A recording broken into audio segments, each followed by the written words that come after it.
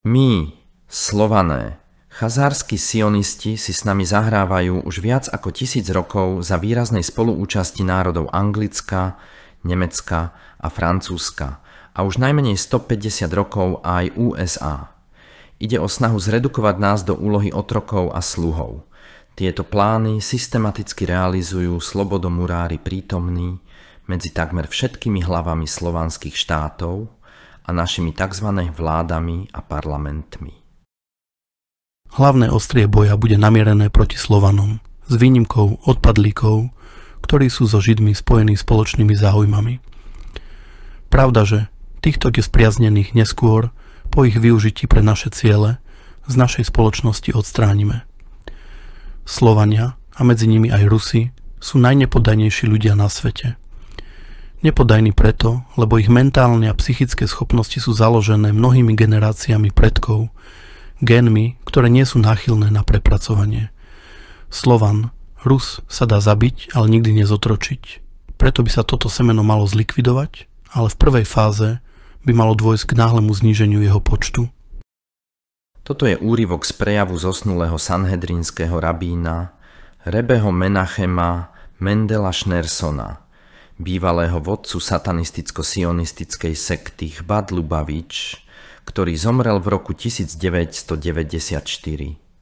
S vedomím, že nás Slovanov nie je možné úplne a okamžite zotročiť, sionisticko-masonská elita sa dohodla, že pre nás vytvorí zdanlivo demokratické štáty, v ktorých de facto moc, bez ohľadu na politickú voľbu, stále držia len oni a ich agenti a prisluhovači. Tým, že niektoré slovanské štáty vstúpili do Európskej únie a NATO, sionisti čiastočne dosiahli svoj zamýšľaný cieľ, ktorý viedol k rozdeleniu slovanstva na dva protichodné tábory.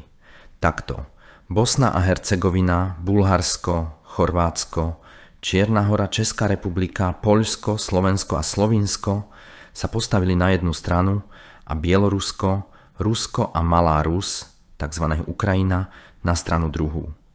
Toto rozdelenie iniciovali tzv. Nekrvavé revolúcie a transformácia v štátoch bývalého sovietskeho bloku. Takto došlo k rozpadu Československa a Juhoslávie, pričom v druhej menovanej krajine vyprovokovali prostredníctvom svojich agentov bratovražednú vojnu, zatiaľ čo minimálne od roku 2012 sme svedkami bezprecedentného zatiahnutia Ukrajiny do vojny s Ruskom. Zároveň treba na rovinu povedať, že táto bratovražedná vojna medzi Rusmi je v skutočnosti vojnou NATO proti Rusku, pričom Ukrajina je len úbohým nástrojom v rukách cynických sionistov a Západu. A súčasná situácia len dokazuje, že Ukrajina ako štát bola vytvorená len na jeden jediný účel, ako základňa Západu, aby sa mohol vrhnúť na Rusko, ktoré má byť v súlade s cieľmi zločincov pod šesťcípou hviezdou, kruhom a pentagramom rozdelené na malé štáty. Pričom samotní Rusi a ostatní Slovania majú byť vyhladení a tí, ktorí zostanú nažive, majú slúžiť chazarským pánom tohto sveta. Dôkazom vyššie uvedeného nech je ďalší citát z prejavu rabína Schneersona, citovaný na začiatku: Najprv rozdelíme všetky slovanské národy na maličké oslabené krajiny s pretrhnutými väzbami. Použijeme tú našu starú metódu rozdeľuj a panuj. Budeme sa snažiť tieto krajiny medzi sebou rozhádať. Zatiahneme ich do vzájomných vojen, aby sme sa navzájom zničili. Ukrajinci si budú myslieť, že bojujú proti expanzívnemu Rusku, že bojujú za svoju nezávislosť, budú si myslieť, že konečne získali slobodu a pritom upadnú do úplnej závislosti od nás. Rovnako si Rusi budú myslieť, že bránia svoje národné záujmy, že získavajú späť územia, ktoré im boli nezákonne odobraté a tak ďalej. To všetko budeme robiť pod rúškom rôznych suverenít, bojujúcich za svoje národné ideály. Počas tohto obdobia nedovolíme ani jednej strane, aby sa rozhodla sama na základe národných hodnôt a tradícií. V tejto vojne hlupákov sa slovanský dobytok oslabí a posilníme sa my, hlavní režiséri smúty, zdanlivo stojaci bokom a nielenže sa nezúčastňujúci na krvavých udalostiach, ale ani do nich nezasahujúci. Každý Slovan pozná slová modlitby Otče náš. Je to modlitba, ktorú nás naučil náš Pán Ježiš Kristus, kráľ kráľov a pán pánov. Pravý Boh, Mesiáš, veľkňaz a kráľ, ktorý je spolu so svojou pannou Máriou, nami Slovanmi tak mimoriadne milovanou, našim jediným a nepopierateľným kráľom. Preto, majúc jedného otca a jednu matku Máriu, nemôžeme byť naďalej v nepriateľstve medzi sebou. Ako sa môžeš modliť modlitby Otče náš? Sláva Otcovi i Synovi i Duchu Svätému? Zdravá z Mária a zároveň nenávidieť svojho brata, Čecha, Poliaka, Rusa, Rusína a tak ďalej. Ako môžeš začínať a končiť svoj deň znamením kríža, ak každý deň jazykom, skutkami a srdcom ukrižuješ nášho Spasiteľa? Komu slúžiš, slovanský národ? Kde je vaša česť a statočnosť? Prečo sa nechávame zotročovať? Prečo sa nechávame rozdeliť? Prečo sa nechávame zatiahnuť do vojen, ktoré nám nepatria? Prečo dovolíme, aby naše duše a mysle otrávila nenávisť a nepriateľstvo? Tento čas je časom, ktorý rozhoduje o našom budúcom osude. Je to čas apokalypsy. Kto to nevidí, už stratil nielen svoj život, ale možno aj osud celých národov.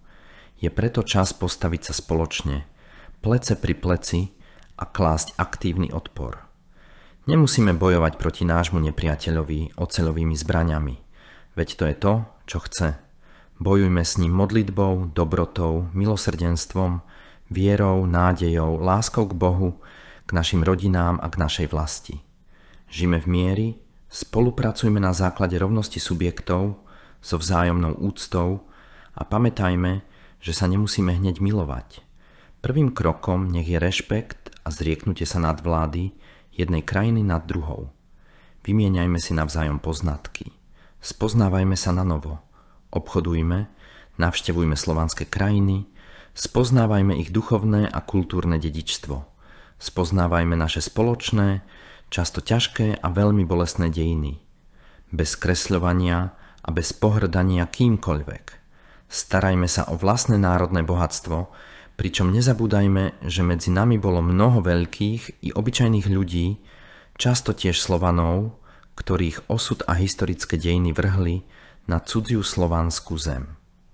Úcta a dobré vzťahy však nemôžu existovať bez toho, aby sme stáli v pravde a bez pokánia.